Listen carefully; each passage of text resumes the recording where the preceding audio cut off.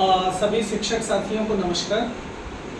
साथियों, हम लोग लगातार जो हमारी शैक्षिक गुणवत्ता है उसके लिए काम कर रहे हैं। राज्य शिक्षा केंद्र के निर्देशानुसार बहुत सारे शैक्षिक कार्यक्रम हमारे विद्यालयों में लागू हैं, जिनके बारे में मैं आपसे कुछ चर्चा करना चाह रहा हूँ।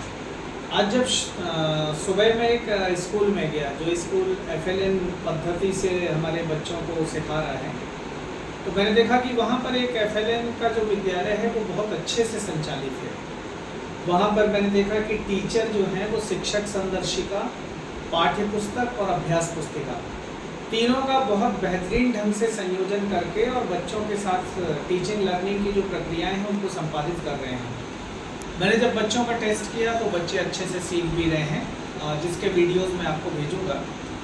तो मैं ये कहने की कोशिश कर रहा हूँ कि हमारे पूरे ज़िले का जो चैलेंज है, जो हमारे मॉनिटरिंग अमले का फीडबैक है कि कुछ हमारे ऐसे शिक्षक हैं जिन्होंने FLN का प्रशिक्षण तो लिया है, बट वो शिक्षक संदर्शिका को ठीक से नहीं पढ़ रहे हैं। और ठीक से नहीं पढ़ने के कारण क्या हो रहा है कि वो सीधे अभ्यास पुस्तिका में काम करा रहे हैं, सीधे पुस्तक को में काम करा रहे हैं। तो ऐसे में हमारा जो उद्देश्य है वो पूरा नहीं होगा। तो सबसे पहले आपसे अनुरोध है कि हर दिन जो अपना लेसन प्लान करेंगे उसमें सबसे पहले शिक्षक संदर्शिका का अध्ययन करेंगे। और शिक्षक संदर्शिका का अध्ययन करने के बाद कक्षा में जो हमारा लर्निंग मटेरियल है, जो हमारी लर्निंग किट है, जो हमारे रीडिंग कार्ड्स हैं, फ्लैश कार्ड्स हैं, तो ये सारी चीज़ों का उपयोग करते हुए हमारे बच्चों को वो सिखाएंगे। दूसरा मेरा एक और ऑब्जर्वेशन है कि कुछ ऐसे बच्चे होते हैं जो तुरंत जवाब देते हैं। तो मैंने ये देखा कि टीचर्स उन्हीं से ज़्यादातर जवाब लेते हैं। हमको ऐसा नहीं करना है, हमको डरना नहीं है कि किसी बच्चे से नहीं बन रहा है, बट उसको आप अभिव्यक्ति के जब मौके दोगे, जब उसको बोर्ड में आप बुलाओगे, उसको करवा के देखोगे, तो धीरे धीरे वो बच्चा भी क्या होगा, प्रेरित होगा। तो पहली चीज़ तो FLN में इन बिंदुओं का हमको ध्यान रखना है। दूसरा जो पॉइंट है वो ये है कि हमारे यहाँ राष्ट्रीय मेरिट कम मीन्स, ओलंपियाड और NES, ये तीनों हमारे कार्यक्रम प्रगति पर हैं। नवंबर में हम लोग का राष्ट्रीय स्तर पर टेस्ट होने वाला है NES, ओलंपियाड, NMMS तो हम कर ही रहे हैं। तो ये सारे जो टेस्ट हो रहे हैं, टीचर के मन में एक धारणा है कि भाई इसके लिए कुछ अलग से तैयारी करानी पड़ती है। ऐसा बिल्कुल नहीं है। हमको ये देखना है कि जो हम प्रश्न बच्चे से पूछ रहे हैं वो प्रश्न क्या हो, थोड़ा सीधे नॉलेज बेस्ड हम प्रश्न जनरली पूछते हैं, बट हमको उसको क्या करना है, थोड़ा समझ आधारित प्रश्नों को बनाना है, उसको एप्लीकेशन बेस्ड बनाना है कि जीवन में वो किस तरह से उपयोग करता है। जैसे देखिए कि आपसे कहा जाए कि साहब वो ठंड में काले या गहरे रंग के कपड़े क्यों पहने जाते हैं, और इसको अगर बिल्कुल साधारण तरीके से आप किसी बच्चे से पूछिए कि आज आप गहरे कपड़े पहन के आए हैं तो क्यों पहन के आए हैं, तो पहली बार उसको ये एहसास होगा कि जिस रंग के हमने कपड़े पहने हैं और जो सीजन है उसका एक इम्पोर्टेंस है, उसके पीछे एक समझ है, उसके पीछे एक विज्ञान है।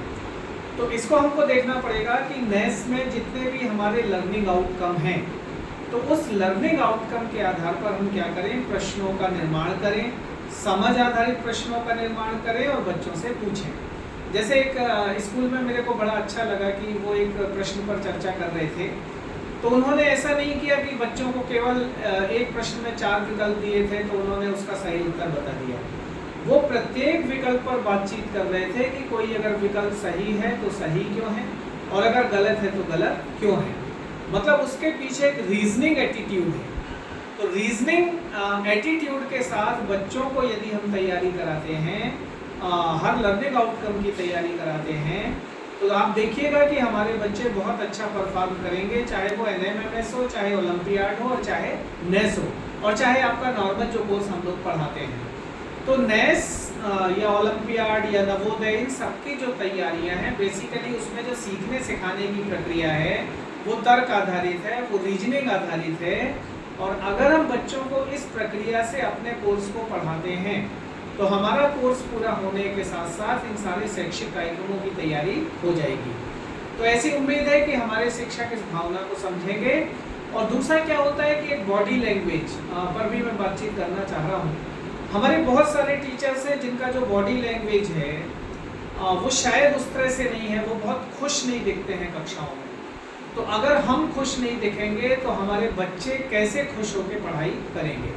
तो हमको ये भी देखना है कि एक्चुअली हमारी हैप्पीनेस कहाँ पर रुक रही है, ऐसे कौन से कारण हैं जिनके कारण हम हैप्पी नहीं हैं। तो आप देखिए कि एक सीखने का अगर एटीट्यूड हम रखते हैं तो हम खुश रहते हैं, अगर हम व्यायाम करते हैं तो हम खुश रहते हैं, योगा करते हैं तो हम खुश रहते हैं, जिस टॉपिक को लेके हम पढ़ाने वाले हैं उसकी अच्छी तैयारी करके जाते हैं तो हमारे अंदर एक कॉन्फिडेंस बिल्डिंग होती है। तो इन चीज़ों का हम लोग ध्यान रख के अपनी कक्षाओं में अध्यापन करेंगे और बच्चों की उम्मीदों पर हम लोग खरे उतरेंगे। और ये भी ध्यान रखें कि बच्चों की जो दुनिया है वो बहुत खूबसूरत है और वो स्कूल में भी वैसी ही दुनिया देखना चाहते हैं। तो आपसे अनुरोध है कि उनकी दुनिया को वैसा ही हम लोग रखें जैसा उनने उम्मीद की है इस दुनिया में। So thank you so much, बहुत बहुत धन्यवाद।